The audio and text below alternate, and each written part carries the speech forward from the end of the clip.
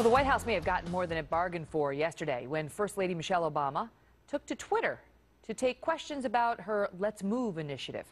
While she did answer questions about exercise and healthy eating, she also got peppered with many questions on other topics, ranging from those canceled White House tours to healthcare reform to Benghazi. Here are just a few examples. One person asks, where in the Constitution does it state that FLOTUS, which is short for First Lady of the United States, shall tell kids what to eat? Just wondering. Another writes, will you ask your husband to stop stomping on my religious freedoms? Okay, thanks. And then there's, why do you think the media has spent more time reporting on your bangs than they have on Benghazi? Joining us now to discuss whether this is appropriate, Sally Kohn, who's a Fox News contributor, David Webb, who is the host of the David Webb Show on Sirius XM Patriot Radio. The stuff we just put in the intro was tame. Yes. I mean, here's just a couple of here's a couple of examples. Can someone volunteer to walk and groom your dog so the White House can be open for our school children's tours? Just asking for a friend. And they say, if our public schools are so good, why don't your kids go to them? What's the best vacation destination to escape to when you really feel like spending my tax dollars in style? Your thoughts? I mean, look. Most of the questions were on, you know, what healthy meals does she like and what sorts of exercises Turkey are her chili favorite is the sort answer. of, you know, yeah, and kickboxing apparently.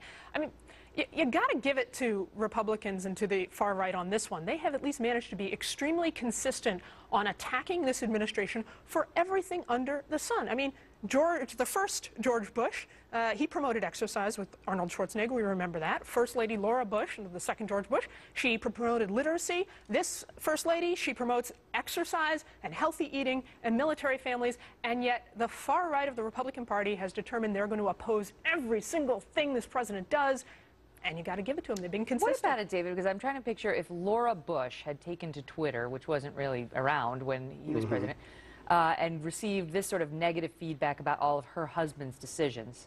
Most of it was directed, not all of it. It was a pathway to her husband. Let's call it what it is. Then I'm sure some on the right would be outraged that the sitting first lady was subjected to it. And I don't like disrespect, and I'll say that up front, but first of all, I don't know how you determine it was all the far right. It could have been libertarians, could have been Democrats. These were people. They weren't signing it. I mean, yeah, they weren't signing them far right. But these were people who were, while they were being disrespectful in some form, were echoing the frustration of Americans with lack of transparency, with a bad optics, an out-of-touch administration, and frankly, a more imperial family that has Bo that gets a motorcade to go to Petco, while the royal dog gets a motorcade to go to Petco, while $74,000 a week will let kids from Iowa go to the White House.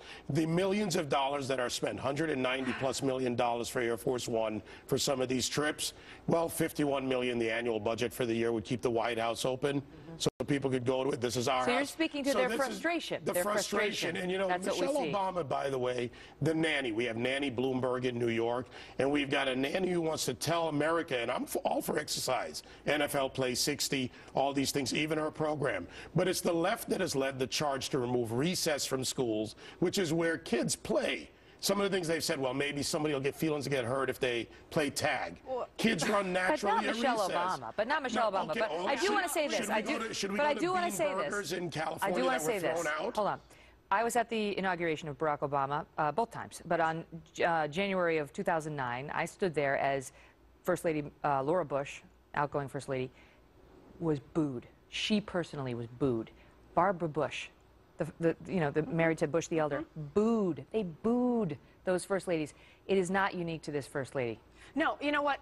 Look, I kind of side with David about not disrespectful, but then I think calling the presidency imperial would sort of fall into that category. Did the left do that with President Bush? I don't think personal attacks in general are appropriate for our politics, and I've been pretty obvious and pretty outspoken on this on both the left and the right. You know, when women speak out, you know, on the left and the right, they shouldn't get, you know, attacked on Twitter and with rape threats and death threats and so on and so forth. The racist threats that I know David gets when he speaks out from the left or the right.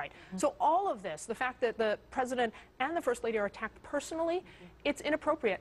That said, you know, the fact that I kind of feel bad for the far right now, for Republicans, that, you know, look, their issues are losing. They're less and less popular. They're losing voters. They lost the election, which by any measure they should have easily won. And instead of dealing with their own increasingly obvious irrelevance, they're using the sort of smoke of mirrors of social media to pretend that these sort of things that they are the small minority of people are concerned about are actually big issues for the public that supports the president. The small minority of people are concerned about Benghazi. That's a small minority. By the way, this isn't necessarily a far-right or far-left issue, and I know you like to paint far-right, far-left. This is an issue of disrespect in one form. It's an issue of frustration with by the American people with an administration that has been less transparent. That is not a right or left issue. That is a matter of redacted pages of black ink. That is a matter of no transparency when it comes to Benghazi, Fast and Furious, and other issues, and frankly, an administration that said, we want to work with the Republicans, but in one case on the debt and deficit battle didn't talk to Republicans for 51 weeks. So we're talking about a marked difference in how they do business and the American people. Do you think that the First Lady should be immune to this? Now, she doesn't go out there, First Lady Michelle Obama doesn't go out there and make a lot of political speeches. She's made a few. She's stuck the toe in, right? She's stuck the toe in, and she's been very visible lately with Jimmy Fallon and all these other things. But do you think that she is fair game for negative political feedback like this? You know, look, I don't think all's fair in politics. So, you know, no, I don't think it's fair to sort of say, it would be appropriate to say she's kind of off limits because she also has played a campaign role. So I don't think that's about you can't question her, you can't challenge her. I think there's respect and there's accountability. So I think we should, both sides of the aisle, hold all of our political leaders, and she is, by proxy of her relationship, a political leader, hold them accountable, ask them tough questions, but be respectful. And where I'd like to see some sort of bipartisan agreement is, look, the Bush administration was bad on transparency, and Obama has been bad on transparency and can do better. But let's be consistent. That's not true, David. By the numbers, and, you know, he's been sort worse. of like, GAO reports. oh, they canceled White House tours. Well, we all know if they hadn't canceled White House tours and canceled something else, the Republicans would be complaining about that. This sort of they wouldn't complain if they canceled the White House stenographer, the calligrapher, about everything. The calligrapher lives on, but the tours are gone. Attack everything the man or does. the $100,000 salary that's paid to the White House tour director. We're talking about the difference again in how people see the president. The frustration's there. The frustration is absolutely there. If you Google the, you know, as I say, we kept the tame ones on for the segment. Some of them got rather unfortunate. Panel, thank you both.